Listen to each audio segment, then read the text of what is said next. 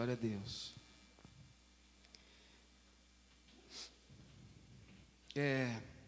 Esse texto de Jeremias, no capítulo 14, versículo 13 ao 16,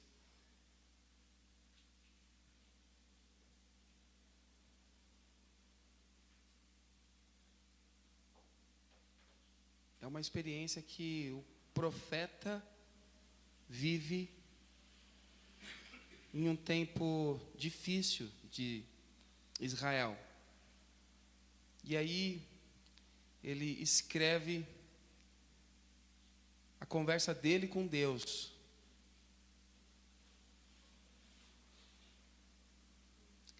Do versículo 13, ele começa a dizer: mas eu disse,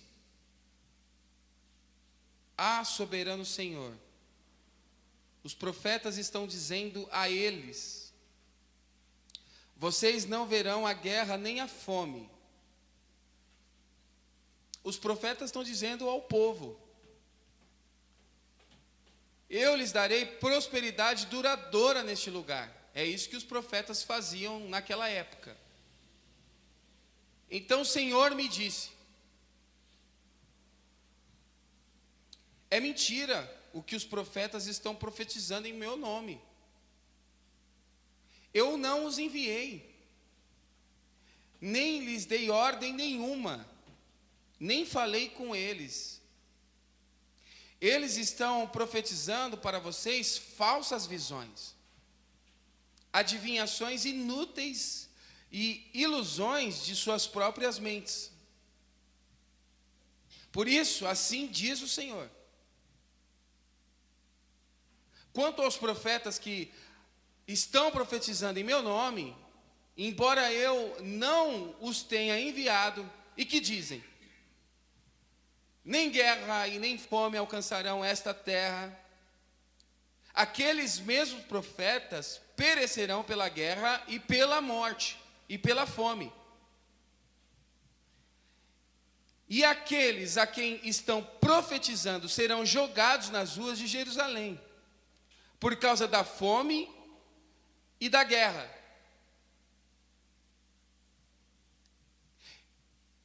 Eles estão dizendo que não vai acontecer, mas tudo que eles estão dizendo que não vai acontecer, eu vou fazer eles viverem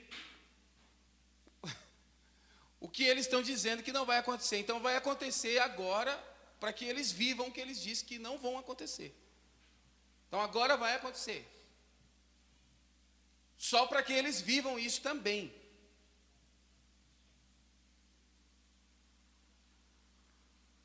Aqueles mesmos profetas perecerão pela guerra e pela fome. E aqueles a quem estão profetizando serão jogados nas ruas de Jerusalém, por causa da fome e da guerra. E não haverá ninguém para sepultá-los, nem para sepultar as suas mulheres, os seus filhos e as suas filhas. Despejarei sobre eles o castigo que merecem, porque eles disseram: eis que te digo, assim diz o Senhor. Então, como eles estão dizendo em meu nome e eu não disse nada para eles, eu mesmo vou fazer eles viverem tudo o que eles estão dizendo que não vai acontecer. Nos outros domingos, nós temos falado sobre dores e sofrimentos que a igreja vive. Mas hoje nós vamos ouvir, e eu quero falar sobre cura. Mas a cura de dores que foram causadas em nome de Deus e não pelo próprio Deus.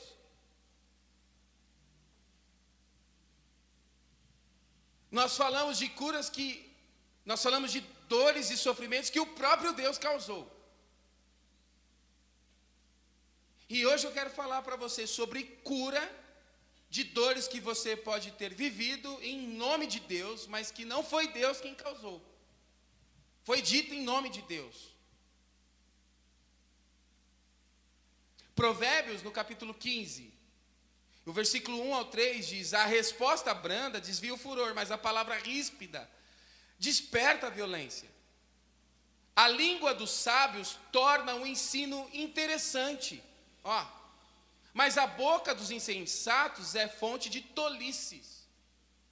Os olhos do Senhor estão em toda parte, observando atentamente os maus e os bons, aqueles que geram bênçãos pela boca e aqueles que geram o mal. Eu estou observando todos eles. No Provérbios capítulo 18, o capítulo 12 e o versículo 18 diz: as palavras do tagarela ferem como espada de dois gumes. Todavia, a língua dos sábios promove a cura. Quem de vocês aqui nunca viveu uma experiência religiosa? E o que deveria ser uma experiência divina se tornou uma experiência angustiante, triste e cheia de culpa. Quem? Eu mesmo, quando fui me casar, eu tinha, acho que 6 meses de namoro com a Rosana. Um profeta da igreja da minha falecida mãe foi em casa e me disse: olha, eis que te digo, essa não é a preparada para você. Vai vir um caminho de muita dor se você levar isso à frente. Ele não estava errado muito, né, filha? É? Mentira. Em nada.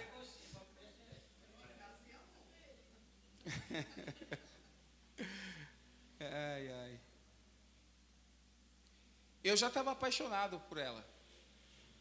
Eu já estava bem apaixonado. E aí eu corri para o meu pai chorando. Deus falou que não é para eu ficar com a Rosana. Aí meu pai falou: Deus falou? Como assim, menina? O profeta veio e disse que não é para eu ficar com a Rosana. Como assim? Disse. Não é assim que as coisas funcionam. E o que era para ser uma experiência divina ficou angustiante, ficou traumático, ficou horrível. Agora, você vê melhor depois que ouve. Você sabia disso? Você sabia que você vê melhor depois que você ouve? Então o propósito foi atingido. Algo que é interessante e reflexivo é que um bom remédio é qualificado pelo efeito, não por seu sabor. E essa é a finalidade desse sermão. Em algum ponto dele, você vai se torcer na cadeira. Mas ele é remédio para curar muitas frustrações que você já viveu em nome de Deus. Eu não sei se vocês, eu acho que o Sérgio já tomou café no Starbucks. Não, Sérgio, meu Deus. Você é muito fino, Sérgio. No Mac? Não, Mac Café? Tudo bem. Mas você conhece o Starbucks? O Nado conhece. Patrícia.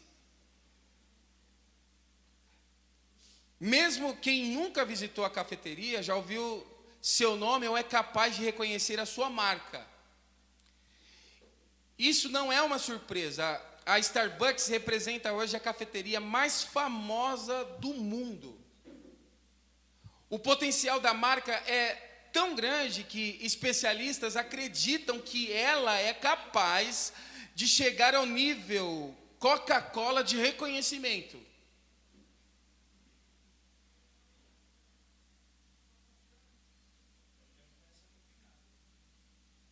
Também. Muito bom. Eu sabia que você era fino, tá vendo? Copenhague. Na Copenhagen. Chocolate maravilhoso, né? Agora, onde é produzido o café do Starbucks? O cinturão do café é dividido em 3 regiões principais de cultivo: América Latina, África e Ásia. Eles fornecem, torram e misturam os cafés de cada uma dessas 3 regiões para oferecer cafés exclusivos. Eu estava no shopping com a minha família e o Simon, ele disse para mim que precisava muito tomar um café numa cafeteria muito chique. E eu perguntei para ele, mas você sabe por que você quer tomar café aí? Não, pai, é top tomar aí, pai, é top. É chique, é top. E aí a gente falou, cara, mas você não conhece nada sobre, mas se você tomar café lá dentro e você postar uma foto lá dentro, você já está angariando um tipo de nicho que vai entender que você é hypado, que você está lá em cima, você é top. Hein? Você não faz a menor ideia do que você está bebendo. Você não faz a menor ideia da história, mas você está lá dentro, então é top. Você não sabe nem o que você pede lá dentro. Ó, qual a diferença do café da Starbucks? Você sabe? Não sabe? Eu também não sabia. Quando a Starbucks foi inaugurada em 1971, vendia apenas café em grão. O perfil de sabor de um café é composto por 4 características. O Joel deve saber. Sabe quais são as 4 características? Não sabe, Joel?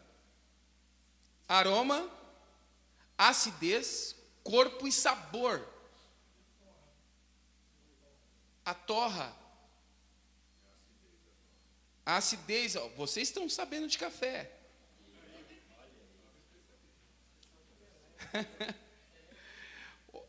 Então é isso, vocês estão sabendo sobre café. No Starbucks.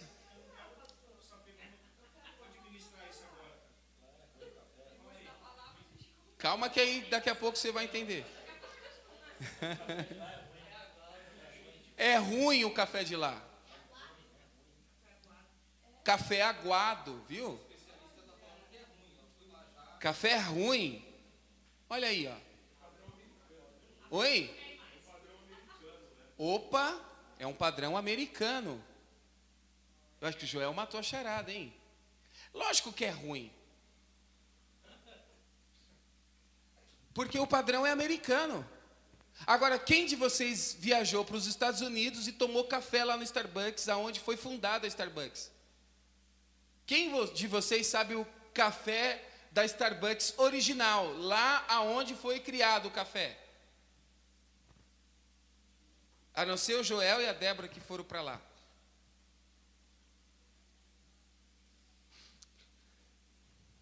Qual é o café gelado do Starbucks? Você sabe?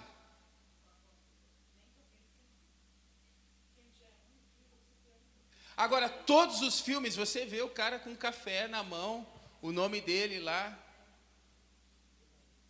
Então, já que você não sabe, eu vou dar uma dica para você. Você vai tomar o Frappuccino. O café gelado mais vendido na Starbucks é o Frappuccino. O segundo é um que se chama Mocha. Conhece? Não conhece. Mocha. Trata-se de uma bebida que mistura café expresso, leite, chantilly e chocolate ao leite ou meio amargo. Este último podendo ser acrescentado em pó ou em calda e, em algumas receitas, ser substituído por caramelo. Então não adianta muito você entrar na onda de estou chique, não adianta muito você entrar na onda de bater foto e postar na internet que você está em um nível social, se você não faz a menor ideia do que vem de lá. Então as pessoas aqui no Brasil, o que acontece? Elas são movidas por questões sociais, e elas entendem que ser chique é estar na Starbucks. Já as pessoas que viajaram para os Estados Unidos e foram no Starbucks original lá e tomaram o café de lá, elas vão para a internet e reclamam que o café servido aqui não é igual de lá. Então as pessoas têm experiências da aparência, e aí elas entendem que essa experiência da aparência é o suficiente para provar ela socialmente. E eu quero usar esse exemplo para o contexto religioso, porque não é diferente com a gente.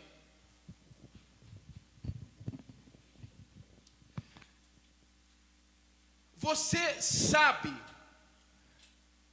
qual é o significado de Pentecostes? Sabe?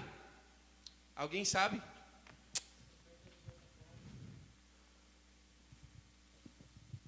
Guzula. 50 dias após a Páscoa, Pentecostes. O Pentecoste vem do grego Pentecoste, que significa 50º. A origem dessa festa é baseada em uma antiga tradição hebraica, chamada Shavuot, que significa semanas. Era uma celebração de agradecimento a Deus pela colheita realizada pelos judeus 50 dias após a Páscoa. Então, você já tem uma informação para passar para os nossos irmãos, para os irmãos pentecostais. O mínimo que você tem que saber, sendo pentecostal, é saber o que significa Pentecoste. Porque se você fala que você é, mas você não sabe o que significa, então você está num problema. Você está tomando um café, achando que é original, mas você não sabe o que serve lá, você não sabe a história de nada. No Antigo Testamento, a liturgia mais desenvolvida no Pentecostes encontra-se em Levíticos, capítulo 23, do versículo 15 ao 21. História do Pentecoste. Porém, Deuteronômio 16, do capítulo 9 ao versículo 15, mostra uma outra liturgia que reflete um diferente período e, consequentemente, um novo ambiente de celebração. Quanto tempo dura a festa do Pentecostes? A razão desse nome está no período de duração dessa celebração. 7 semanas. O início da festa se dá 50 dias depois da Páscoa, com a colheita da cevada.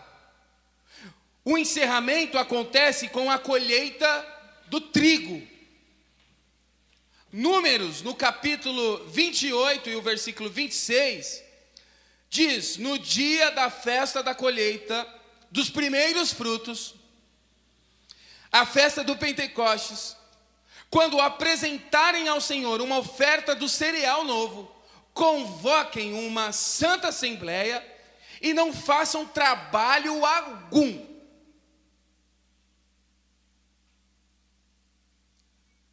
Deuteronômio 16, o versículo 10 diz, 9 e 10, contem 7 semanas a partir da época em que vocês começarem a colheita do cereal.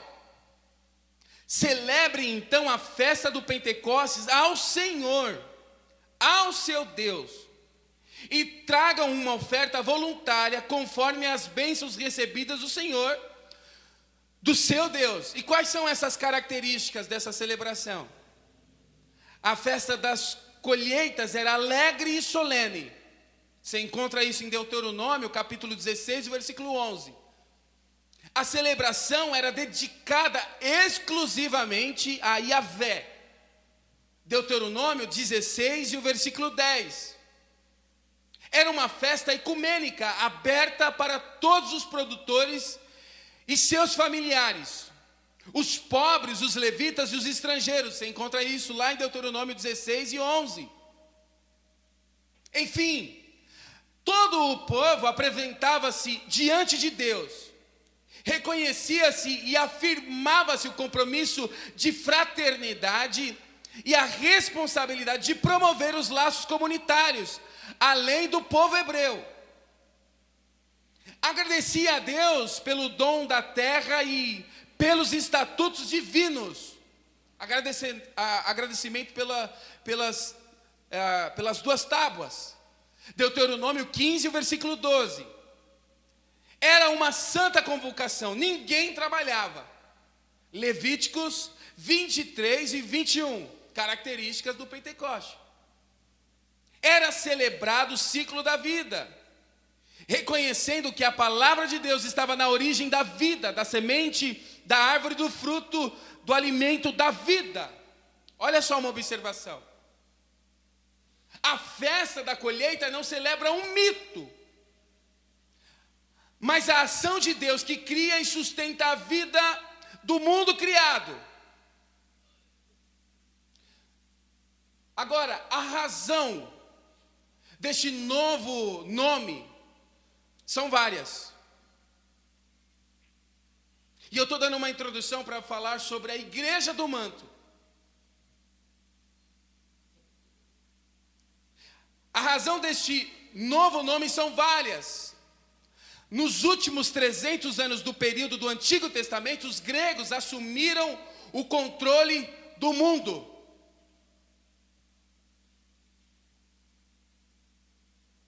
Impondo sua língua, que se tornou muito popular entre os judeus. Os nomes hebraicos Hag Hagassir e Hag Shabuot perderam as suas atualidades e foram substituídos pela denominação Pentecostes, cujo significado é 50 dias depois, ou 50 dias depois da Páscoa. Como o Império Grego assumiu o controle do mundo, em 331 anos antes de Jesus, é provável que o nome Pentecostes ganhou popularidade e a partir desse período, Pentecostes.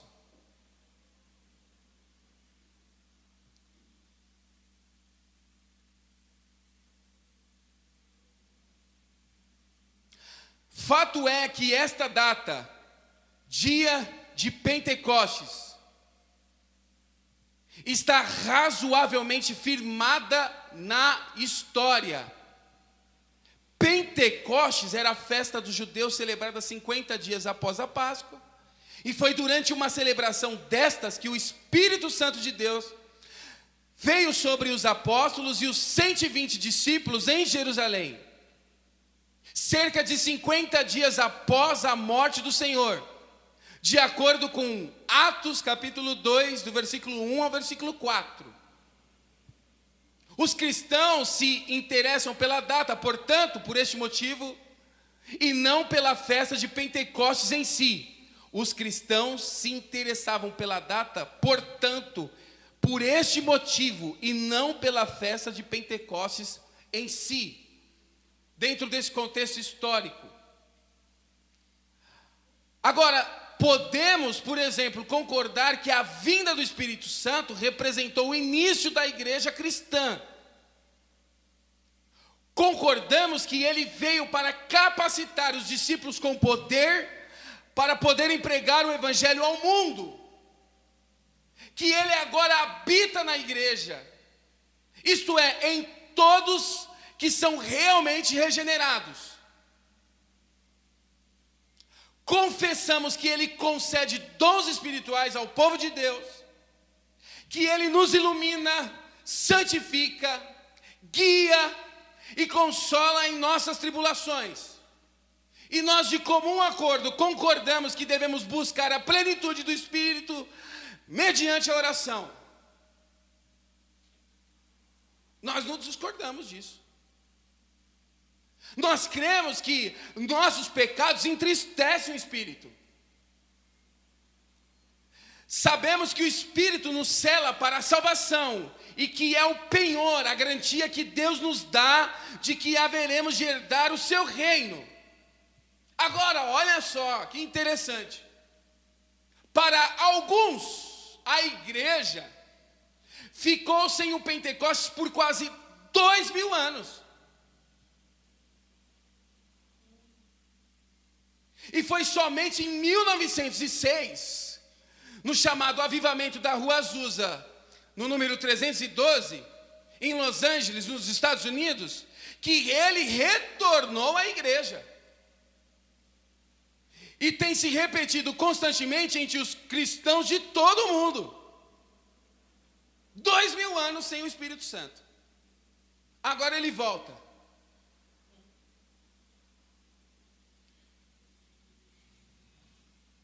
Do outro lado, há um caminho de saúde espiritual, que creem que podemos experimentar a plenitude, o poder do Espírito Santo hoje.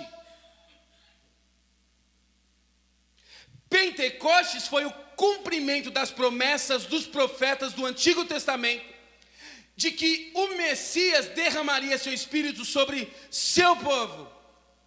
Foi assim que Pedro entendeu ao dizer que a descida do Espírito era o cumprimento das palavras de Joel, quando você lê Atos no capítulo 2. Pentecostes é um evento da história da salvação. E a semelhança da morte e da ressurreição de Cristo. E da mesma forma que hoje continuamos a nos beneficiar da morte e da ressurreição do Senhor, continuamos a beber e a nos encher daquele Espírito que já veio de uma vez por todas ficar na igreja. E eu creio que neste ponto nós todos concordamos. Agora, eu citei para você sobre a Rua Azusa, que é o que o movimento pentecostal sempre está gritando, sobre a Rua Azusa, sobre Seymour. Mas antes de Seymour, teve um cara chamado Charles Fox Parham.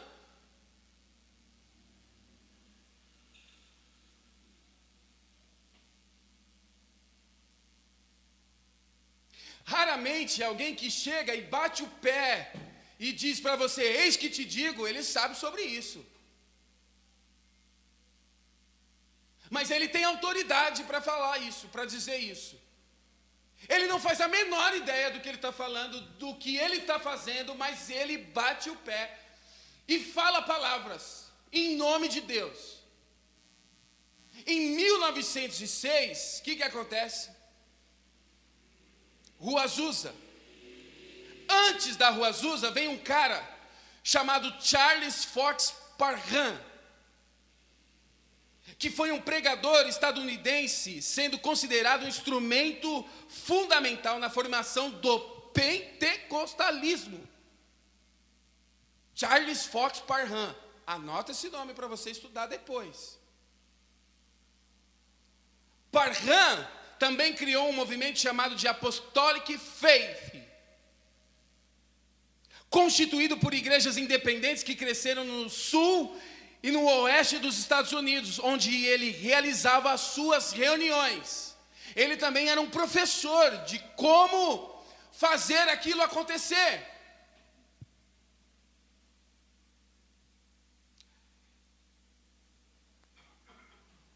O movimento da Rua Azusa começa com um homem que era negro. Esse homem era aluno do Charles Fox Parham. Só que ele não poderia ficar dentro da sala que Parham dava aula, porque Parham era branco e todos os outros alunos eram brancos também. E o Seymour tinha que ficar no corredor da sala para não se misturar com esses espirituais aqui. Ele ficava no corredor, porque você é negro, você não pode ficar aqui. E longe de mim fazer qualquer apologia a contexto político. Isso aí é história. Você pode ler isso em livros. Ache essa história. Charles Fox Parham, o pai do pentecostalismo, antes da Rua Azusa. Foi então que surgiram termos da glossolalia. Sabe o que é glossolalia? Alguém sabe? Sim, seu Odeon, que o Odeon sabe.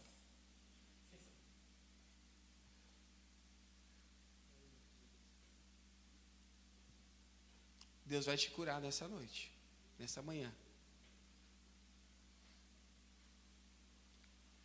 Surgiram termos da glossolalia,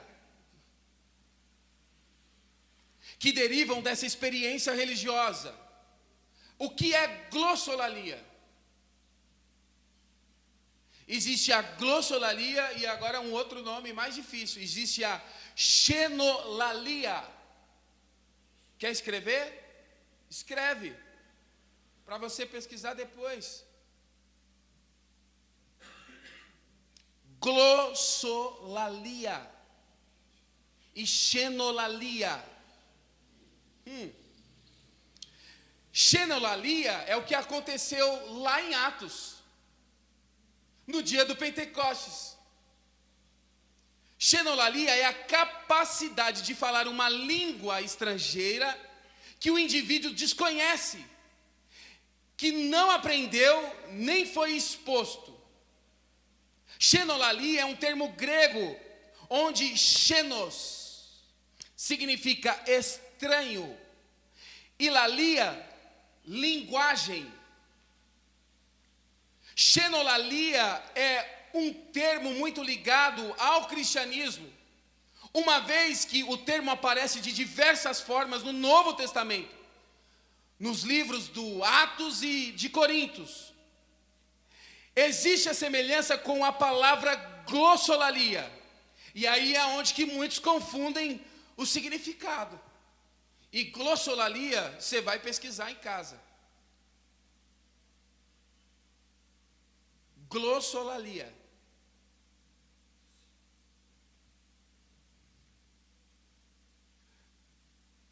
Você vai ver os profetas olhando para você, e eles vão dizer palavras como xerebecanto, labassúria e onderá. E os mais modernos agora, dioma, prominência. 1 Coríntios, no capítulo 14, do versículo 18 ao versículo 20, diz: dou graças a Deus por falar em línguas mais do que todos vós. No entanto, na igreja, prefiro comunicar 5 palavras compreensíveis, a fim de orientar os meus semelhantes, do que falar 10.000 palavras em uma língua estranha. Irmãos, não sejais infantis em vossa maneira de pensar, porém, quanto ao mal, sede como as crianças, contudo, adultos quanto ao entendimento. No versículo 6, 7 e 8 de Atos dos Apóstolos, os estrangeiros ficam maravilhados, pois sabiam que os que falavam as línguas eram galileus. Mas os estrangeiros os ouviam falar em sua língua materna, ou seja, uma língua compreensível, o seu idioma natal. Em 1 Coríntios, no capítulo 14, o versículo 6, Paulo diz o seguinte: portanto, irmãos, se eu for até vós falando em línguas, que benefício vos trarei? Se não vos falar por intermédio da revelação, ou de conhecimento, ou de profecia, ou ainda de ensino. Sobre a ordem em relação das igrejas, das reuniões na igreja, Paulo deixa muito claro também a forma como nós devemos nos conduzir. Ele fala lá em 1 Coríntios, no capítulo 14, o versículo 28, contudo, se não houver intérprete, permaneça calado na igreja, falando consigo mesmo e com Deus. Agora, você abre YouTube, você abre a live e eles estão falando línguas lá, para todo mundo ver, falando línguas, e aí depois que ele fala meia dúzia de língua, tem meia dúzia de gente fazendo pix para eles. Por quê? Porque essa língua traz uma certa autoridade espiritual, ao ponto que a minha mente é tomada e eu faço pix, porque é um profeta de Deus. Não são duas, não são três, não são quatro, são centenas de profetas na internet fazendo profecias online agora.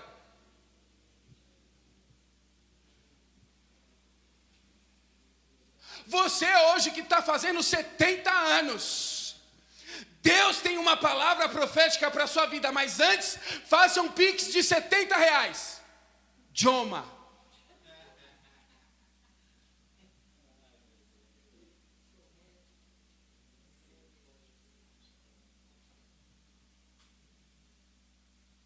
Porque se você não fizer esse ato profético, como que Deus vai se mover a seu favor? Você não está fazendo nada. Você precisa fazer alguma coisa. Geórgia, prominência. E o cara aqui do outro lado, meu Deus, isso é Deus purinho. Olha, Deus está falando.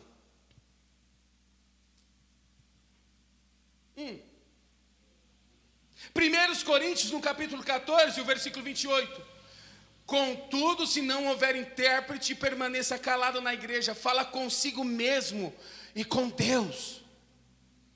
Ou seja, essas demonstrações de espiritualidade, ou pessoas que interrompem a pregação, ou atravessam uma reunião falando em língua dos anjos, ou chegam na sua casa gritando e dizendo que Deus disse, como algo totalmente descontrolado, não tem o menor respaldo bíblico para acontecer.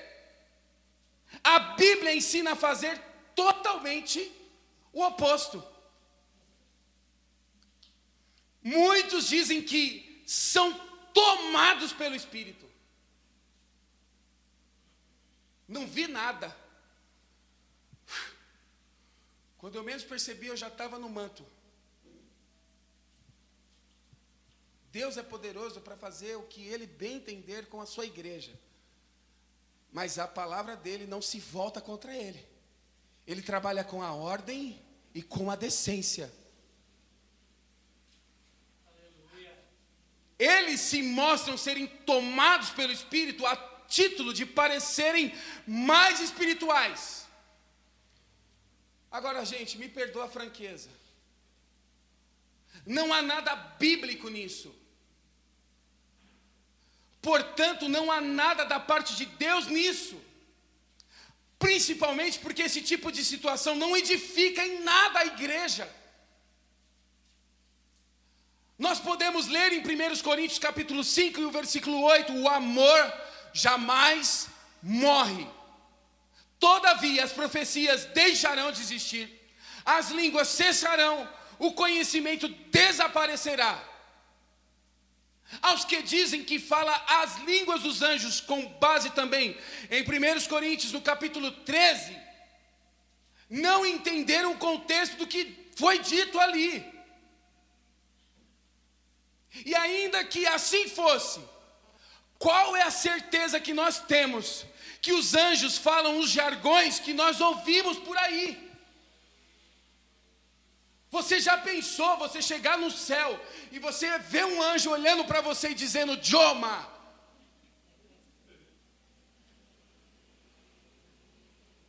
Você já pensou nisso?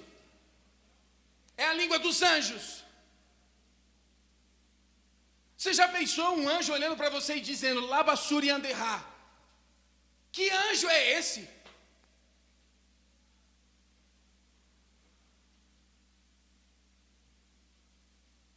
Paulo, em 1 Coríntios, no capítulo 14, versículo 15, diz: diante disso, o que fazer então?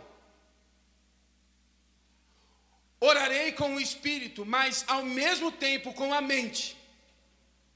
Cantarei com o espírito, mas igualmente com a razão.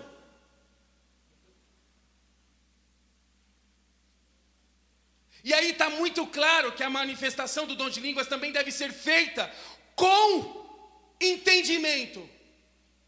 Não é uma possessão ou é algo incontrolável, não. Nós cremos que Deus possa sim usar pessoas com estes dons, com base no que está escrito no contexto de 1 Coríntios, no capítulo 14 e no contexto de Atos. Nós cremos nisso. Não há argumento para esse show que a gente está vendo,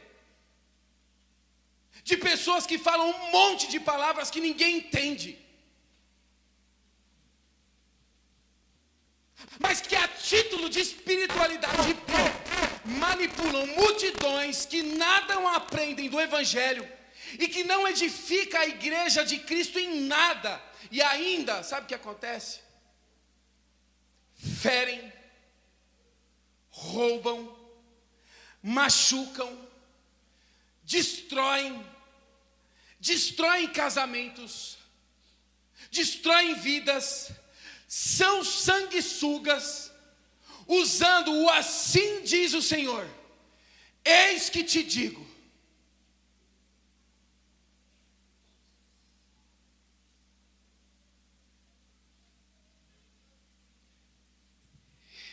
Eu vi uma situação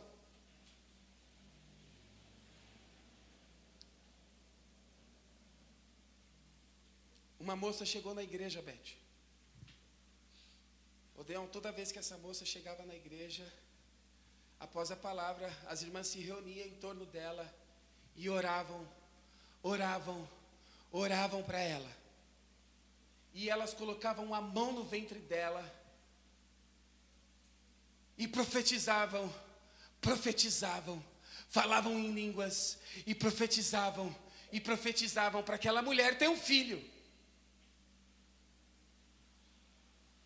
No próximo domingo, na hora da palavra, após a palavra, as pessoas se reuniam, começavam a orar umas pelas outras. Estava lá as missionárias de novo, no ventre da mulher, orando, profetizando, ungindo o ventre, ungindo os pés, Joma, tudo. Isso durou por quase 3 meses. Orações incessantes, profecias, línguas estranhas. Depois de quase 3, 4 meses, descobriram que aquela moça não era uma moça. Aquela moça era um travesti. E que ela estava indo para a igreja para receber um filho. E que ela cria que Deus poderia fazer.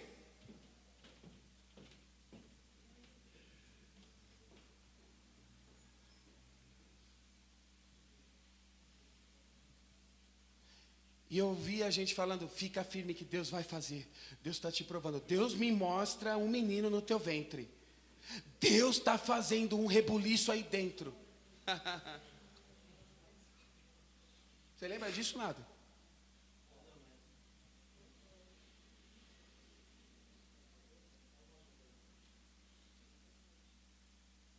Primeira João, no capítulo 4, versículo 1, diz: amados, não creiam em qualquer espírito, mas examinem os espíritos para ver se eles procedem de Deus. Porque muitos falsos profetas têm saído pelo mundo. Deuteronômio, no capítulo 13, versículo 1 ao 5, Moisés também alerta o povo. Ele diz: se aparecer entre vocês um profeta ou alguém que faz predições por meio de sonhos e lhes anunciar um sinal miraculoso ou um prodígio, e se o sinal ou prodígio de que ele falou acontecer, e ele disser: vamos seguir outros deuses que vocês não conhecem e vamos adorá-los, não deem ouvidos a palavras daquele profeta ou sonhador. O Senhor, o seu Deus, está pondo vocês à prova para ver se o amam de todo o coração e de toda a alma. Sigam somente o Senhor, o seu Deus, e temam a Ele somente. Cumpram os seus mandamentos e obedeçam-lhe, sirvam-no e apeguem-se a Ele.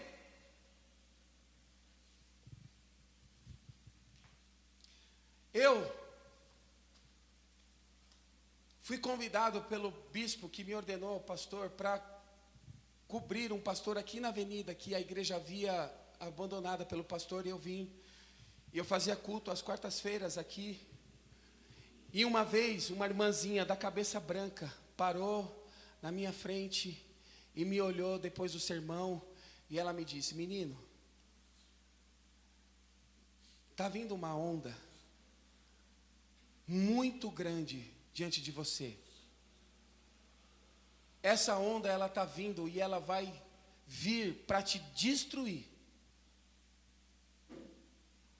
Mas aquieta seu coração, porque a onda vai bater no seu pé e vai morrer.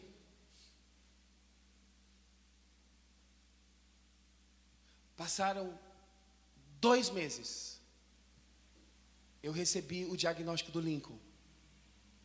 2 meses. Nós estamos fazendo apologia aqui a uma insensibilidade espiritual? De jeito nenhum.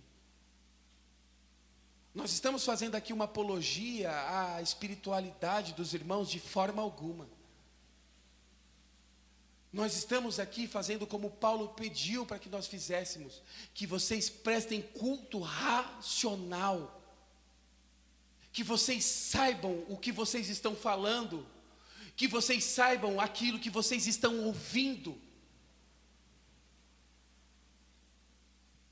2 Pedro, no capítulo 2, o versículo 1 diz: assim como no passado, está citando lá atrás,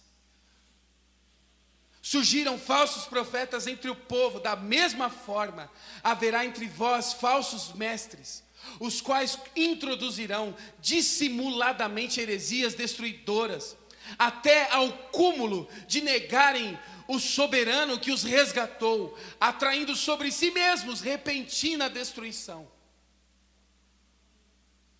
Essa igreja do manto,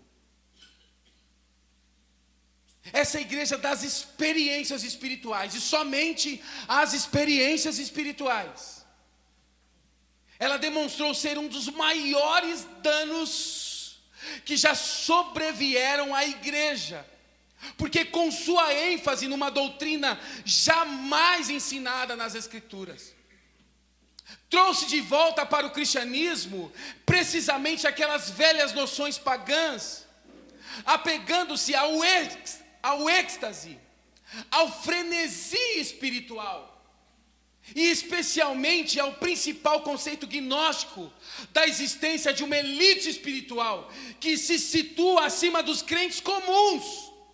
Vou procurar um profeta, quando você mesmo poderia dobrar os seus joelhos, orar, abrir a Bíblia e ler.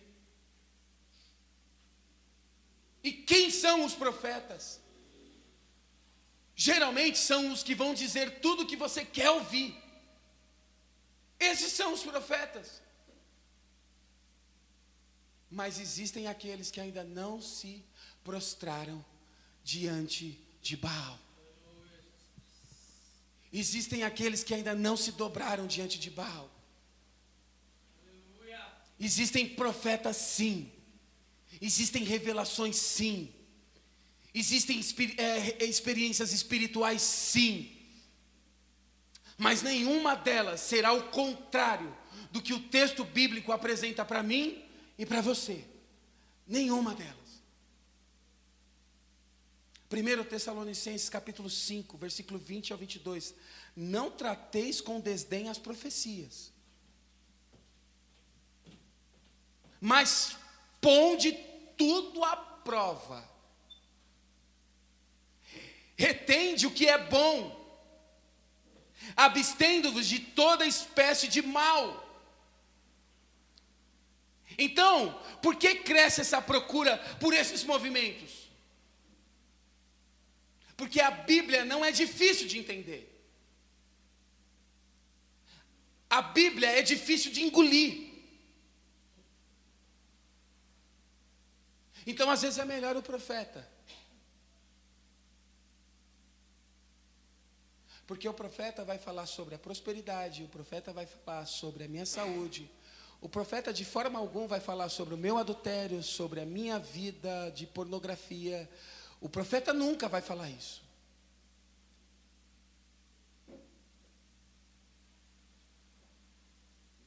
Deus vai pesar a mão.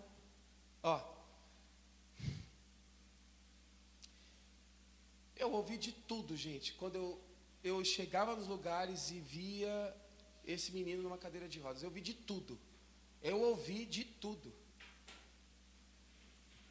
Profetas marchando na direção da Rosana diziam: Deus está pesando a mão em você, coloca a vida no altar. Quando você pôr a vida no altar, Ele levanta da cadeira.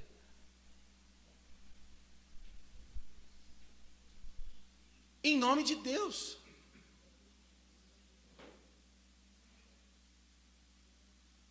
Os falsos profetas, em suas religiosidades exacerbadas, eles forçam os limites da consciência. É aqui que a culpa começa a corroer de dentro para fora. Você começa a pensar: meu Deus, eu acho que deve ser aquele pecado lá de 10 anos atrás. Não, deve ser aquele pecado. Não, deve ser aquele pecado que eu cometi lá quando eu tinha 15 anos. Não, deve ser aquele outro pecado, não é possível. Você começa a viver uma vida assim, de culpa.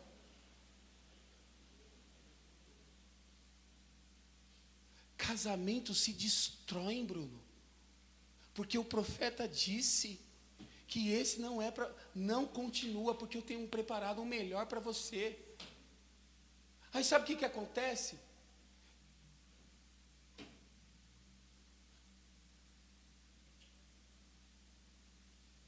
Ninguém põe mais à prova, porque a gente tem medo.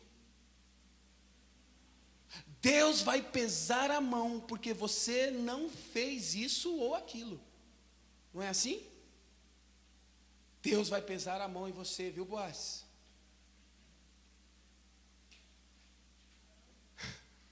A minha vontade de olhar para o profeta: Deus tem todos os motivos para me mandar direto para o inferno sem eu fazer nada, querido.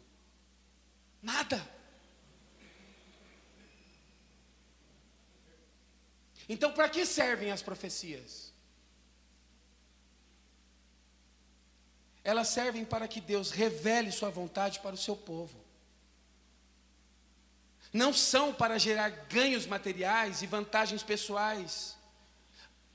Vantagens pessoais para o profeta ou para quem recebe a mensagem de Deus. Tem profeta, gente, de Chrysler. Eu orei por um empresário, Deus me usou no escritório dele, e aí ele me abençoou, querido. Se você crer, você vai receber também. É uma profissão. 1 Coríntios 14, verso 1, sigam o caminho do amor e busquem com dedicação os dons espirituais, principalmente o dom da profecia. 1 Coríntios 14, versículo 3 e 5, mas quem profetiza o faz para edificação, encorajamento e consolação dos homens. Quem fala em língua, a si mesmo se edifica, mas quem profetiza edifica a igreja. Gostaria que todos vocês falassem línguas, mas prefiro que profetizem. Quem profetiza é maior do que aquele que fala em línguas, a não ser que os intérpretes, para que a igreja seja edificada. A gente pode rasgar esse texto daqui também. Romanos, no capítulo 12, o versículo 6 diz: temos diferentes dons, de acordo com a graça que nos foi dada. Se alguém tem o dom de profetizar, use-o na proporção da sua fé. Na maioria das vezes, as mensagens de Deus, elas desagradam as pessoas poderosas. E tanto é assim que quase todos os profetas da Bíblia foram perseguidos. Você é profeta? Então esteja pronto para morrer igual Isaías morreu. Sabe como Isaías morreu? Profeta. Cerrado ao meio.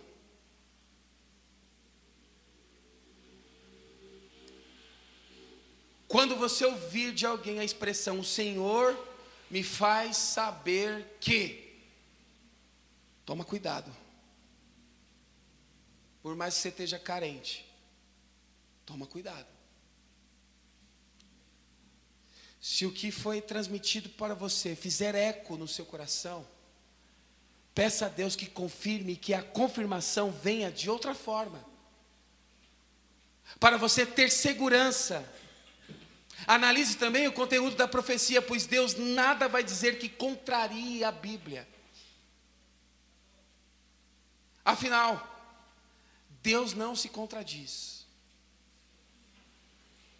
Verifique ainda se não há alguma vantagem embutida para quem está profetizando. Se o tal profeta não vai ganhar qualquer vantagem pessoal com a mensagem transmitida.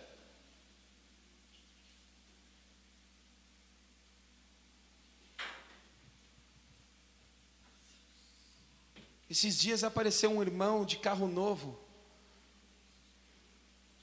Do lado dele estava um outro irmão. E aí eu falei, que bênção, carro novo.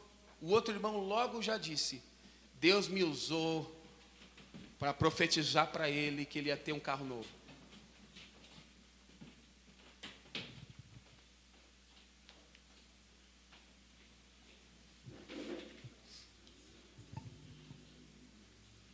Talvez você possa ter sido ferido por profecias, talvez você possa ter sido ferido por revelações, talvez você possa ser vítima, talvez você seja um refém de algo que foi dito para você lá atrás, 10 anos atrás. Talvez isso gerou culpa dentro de você.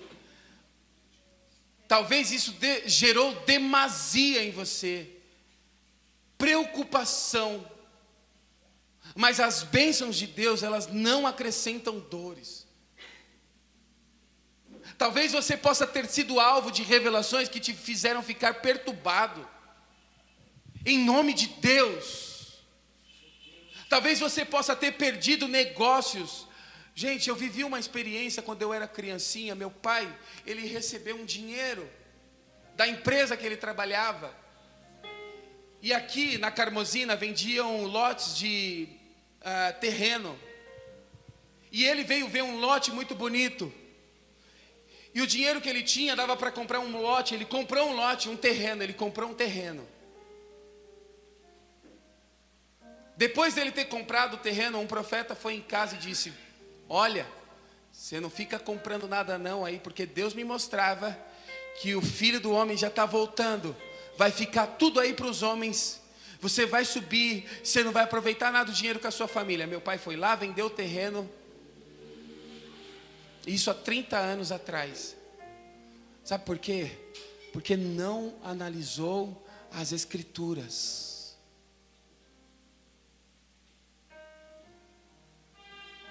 E ele fala para mim, olha, analise as Escrituras quando alguém vir dizer para vocês que te digo, porque eu paguei as duras penas de ouvir coisas que eu não analisei.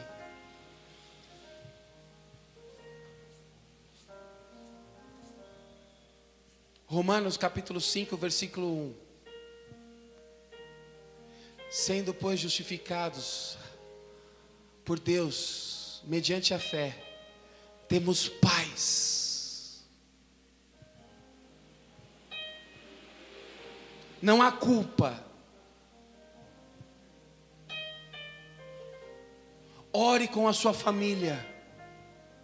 Profetize na cabeça dos teus filhos as bênçãos. Sente-se à mesa e conte as revelações que Deus te entregou. Abra a Bíblia e edifique a sua família. Tenha saúde espiritual. Baseie-se pela Bíblia. E toda dor, toda carga que você levou, Deus pode dissipar nessa manhã. Feche seus olhos em nome de Jesus.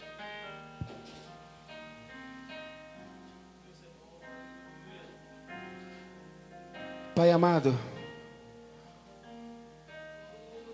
na nossa humanidade, nós tendemos a ficarmos carentes, a titubear, e muitas das vezes nós caímos em engodos, Pai.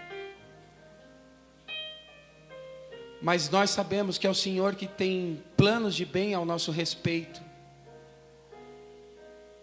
É o Senhor quem nos justificou na cruz.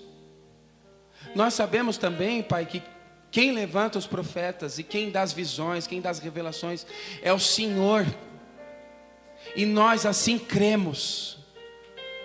Mas guarda, Pai, os nossos corações de toda maldade. Guarda os nossos corações, Pai, de toda maldade, em nome de Deus. Livra-nos, Pai, a nossa família, de toda profecia maldosa que não é bíblica, que culmina as nossas mentes, que destrói a alma. Nos dê discernimento. Nos dê coragem de colocar à prova tudo que está sendo dito. Mostra-nos, Pai.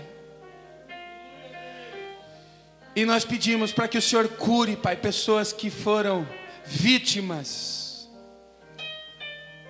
dessa espiritualidade, dessa frenesia exacerbada.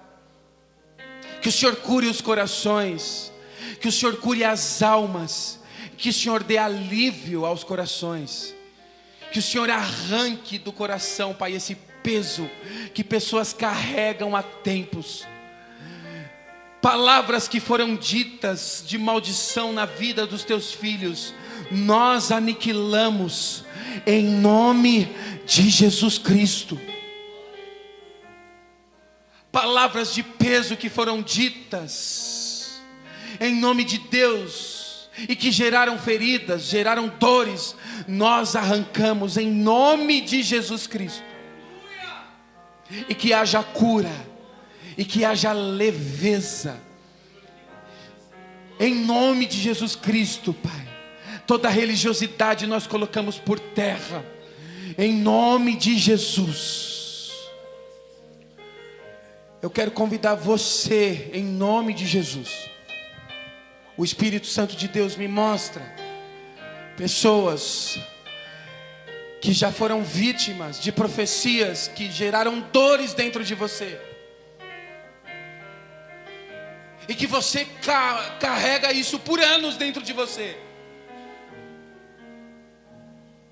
O Espírito Santo de Deus te convida, se você se sentir à vontade, vem até aqui à frente. Nós vamos orar por você. Todo fardo vai cair por terra. Profecias que foram ditas em nome de Deus, mas que te machucaram profundamente.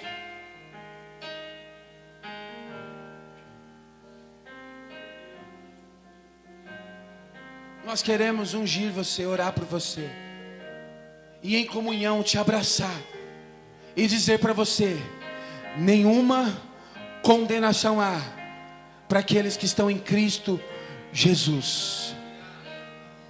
Se você se sentir à vontade, venha até aqui à frente, eu vou esperar você.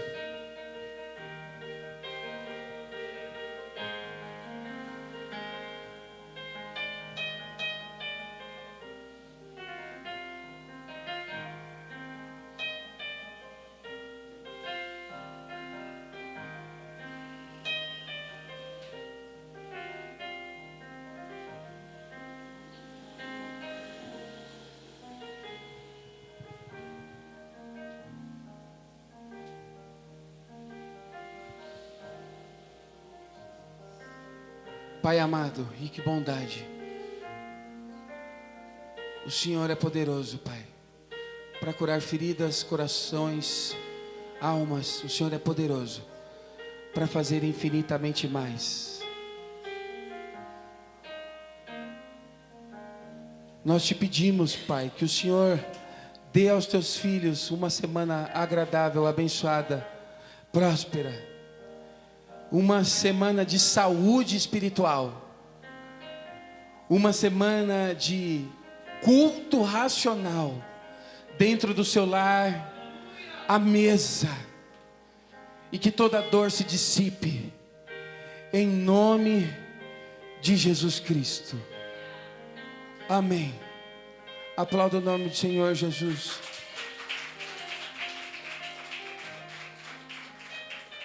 Eu peço para você, em nome de Jesus, se você puder dar uma boa semana para essa pessoa bonita que está do seu lado, desejar a ela uma boa semana, em nome de Jesus, faça isso. Faça isso em nome de Jesus.